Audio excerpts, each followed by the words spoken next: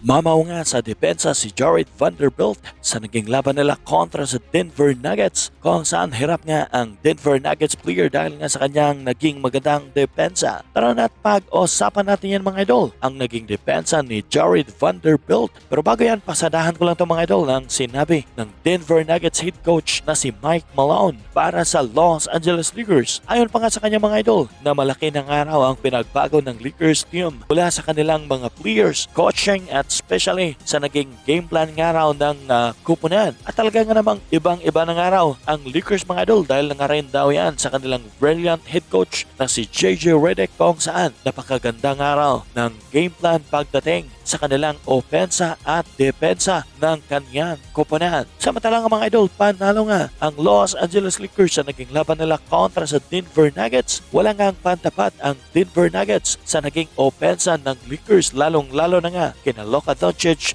na may 31 points at Austin Reeves na may 22 points. At hindi nga lang sa opensa o umangat ang Lakers mga idol dahil pati na nga sa magandang depensa nila kung kaya't na ipanalo nga nila ang laban. At isa na nga dyan si Jared Vanderbilt mga idol na nag-step up nga sa kanyang depensa kung kaya't hirap nga ang Denver Nuggets dahil mula nga sa kanyang bilis, quick hands at mga steals ay isa nga sa mga dahilan kung bakit umangat nga ang Lakers at naipanalo nga nila ang laban. Nagtala nga lang si Jared Vanderbilt na may 10 points, 2 rebounds at 3 steals sa loob ng 18 minutes pero mamaw nga ang kanyang depensa na nagkama para nga pahirapan ang Denver Nuggets sa kanilang naging laban. At tingnan nga natin mga idol ang mamaw na depensa ni Vanderbilt na umangat nga para sa Los Angeles Lakers. Dito nga sa second quarter, abay bilis nga ng kamay ni Vanderbilt at nakuha niya ang bola mga idol para sana kay Porter. Sa second quarter pa rin, abay kitang-kita nga na halos hirap nga si Porter mga idol na makuha ang bola dahil nga sa bilis ni Vanderbilt.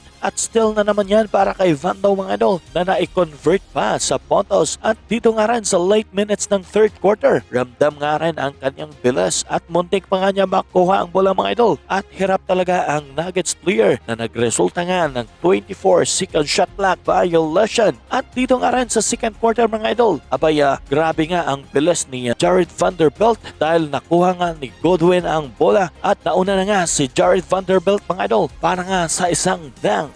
At talaga nga namang mamaw nga ang naging depensa ni Vanderbilt mga idol kung kaya hirap nga ang Denver Nuggets sa kanilang naging opensa. Dagdagan pa nga na hindi nga nakapaglaro sina Nikola Jokic at Jamal Murray. Anong masasabi niyo mga idol sa video natin ngayon? I-comment nyo lang sa baba ang inyong mga komento.